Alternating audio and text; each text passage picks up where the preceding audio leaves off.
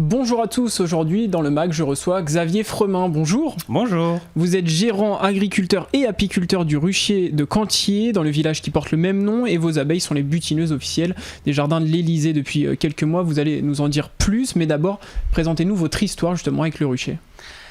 La ferme, c'était le cœur du village il y a à peu près 100 ans et tout le monde venait chercher ce qu'il avait besoin, son kilo de miel, sa farine, etc.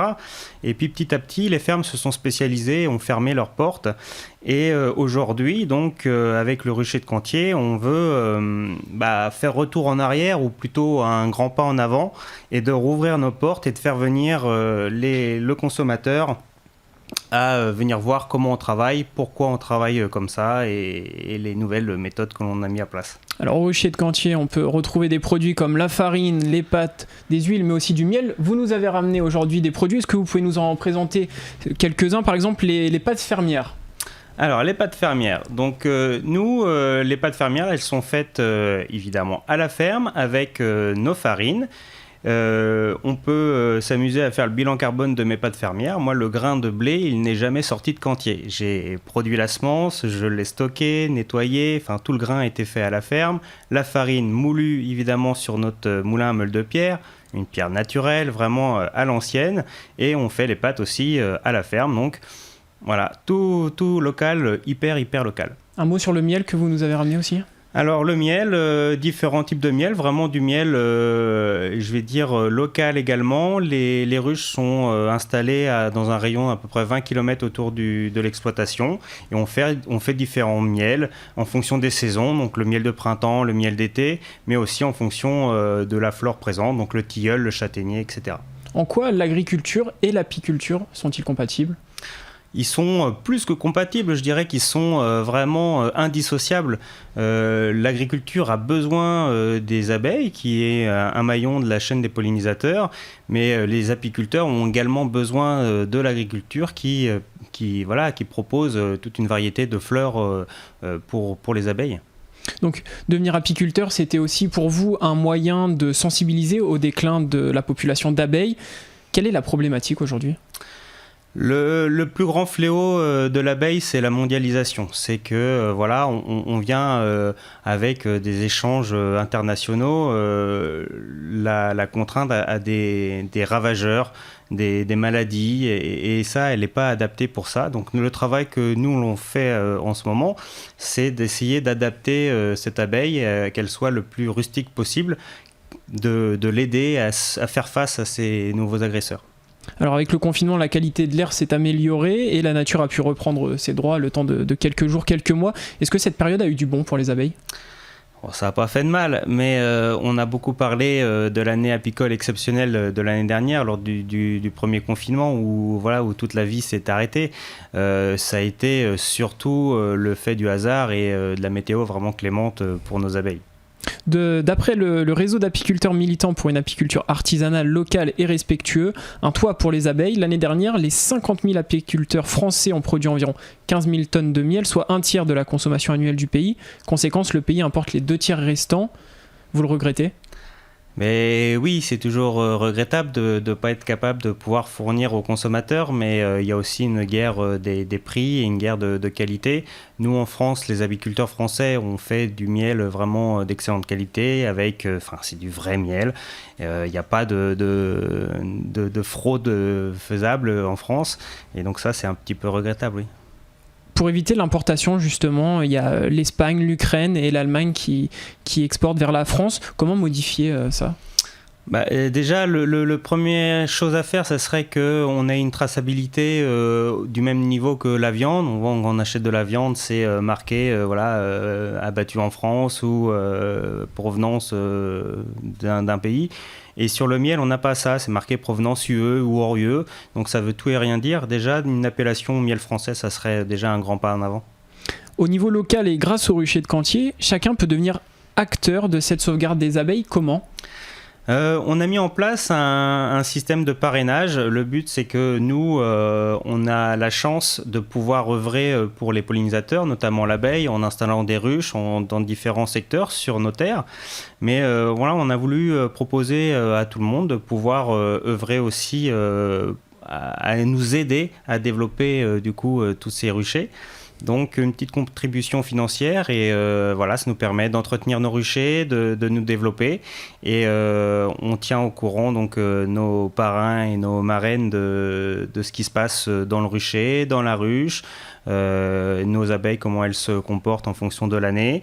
Et à la fin de l'année apicole, donc la fin de l'année apicole pour nous c'est au mois de septembre, on envoie à tous nos parrains, ou les parrains viennent chercher directement à la ferme, un petit colis avec 3 miels différents produits dans nos ruches et leur expliquant un petit peu pourquoi on a eu ce miel-là cette année et qu'est-ce que l'on peut faire avec. Voilà, c'est toujours sympa de discuter avec le consommateur. Et puis ça permet de sensibiliser et d'investir les gens dans ce projet. Venons-en au clou du spectacle. En janvier dernier, Emmanuel Macron se déplace dans le département et vous avez l'honneur de faire sa rencontre. Quelques mois plus tard, vos ruches sont installées dans les jardins de l'Élysée.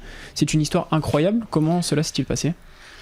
Mais ça a été très vite. Entre Noël et le jour de l'an, j'ai été contacté par le ministère de l'Agriculture qui, dans le but de faire un déplacement avec le ministre dans l'Eure, le ministre de l'Agriculture, donc Monsieur de Normandie, souhaitait rencontrer des agriculteurs pour faire une table ronde, discuter en petits groupes sur l'agroécologie. Donc ils sont venus m'auditer à la ferme et puis mon système et tout ce que l'on a mis en place les a intéressés. Et à partir de ce moment-là, tout a été très vite. Début janvier, on m'a contacté en me disant vous êtes le bienvenu à la table ronde avec monsieur le ministre pour pouvoir parler de vos pratiques. Donc déjà, première satisfaction. Et voilà, les surprises n'ont pas cessé. Quelques jours après, on me passe un petit coup de fil en me disant monsieur le ministre sera certainement pas seul. Voilà, il sera accompagné de madame Pompili, donc ministre de l'écologie. Monsieur Lecornu, ministre d'Outre-mer, mais qui est le local de l'Étape, et Monsieur le Président de la République. J'ai écouté, super, voilà, la pression monte un peu. Et quelques jours après, on me rappelle en me disant, ça y est, c'est fait, le plan de table est fait, vous êtes installé donc à la gauche du Président, super. Et voilà, et on a été discuter ensemble de nos pratiques. Et donc de fil en aiguille, vos ruches se sont retrouvées dans les jardins de l'Élysée. Racontez-nous l'installation. Alors, lors de cette table ronde, j'ai parlé en dernier, et donc juste avant la conclusion du président. Et le président ne cessait de me taper avec le revers de la main sur l'épaule pour appuyer ses dires en disant que voilà, l'agriculture d'aujourd'hui, c'était grâce aux jeunes et on était l'agriculture de demain. Et à la fin de sa conclusion, où je commence à ranger mes affaires, il pose sa main sur mon épaule, il me tire vers lui comme ça et il me regarde et puis il me dit ce que vous faites, ça me plaît. Je dis merci monsieur le président. Et voilà, on a discuté, donc il m'a dit que vraiment ce que je faisais c'était dans le bon sens, que c'était réfléchi. Et au moment il me dit vous savez, on a eu des ruches à l'Élysée. Je dis écoutez, félicitations monsieur le président. Il dit ouais mais ça tombe un petit peu en désuétude, est-ce que vous pensez que vous pouvez faire quelque chose ? Je dis écoutez monsieur le président, pas de souci, c'est mon métier, donc oui, on arrivera à faire quelque chose. Et là il me regarde avec un petit air malicieux et puis il me dit soyez pas surpris, mais l'Élysée va vous contacter. Ok, super. Et puis voilà, donc la réunion s'est finie et à la fin il a même traversé l'Assemblée, il est venu me revoir, il m'a remis la main sur l'épaule et puis il m'a dit soyez pas surpris, hein, mais on va vous contacter. Et puis comme de fait, quelques semaines plus tard, on m'a contacté. Et puis voilà, j'ai étudié la faisabilité d'installer des ruches à l'Élysée.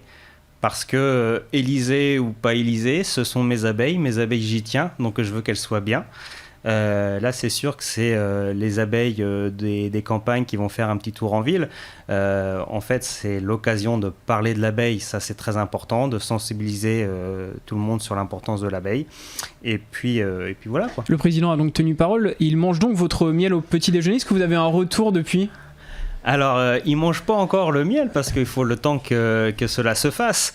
Mais bon, il m'a confié que c'était un amateur de miel et qu'il avait hâte de déguster du coup le miel de l'Élysée, si la nature, si le climat nous permet. Bien sûr, mais en tout cas vous nous tiendrez au courant puisque c'est quand même une fierté, j'imagine, pour vous d'avoir votre miel et vos abeilles à l'Élysée. Merci à vous Xavier Frémin d'avoir participé au Max Sensation. Et à très bientôt. Sachez que vous pouvez également retrouver cette émission sur notre site et application Radio Sensation.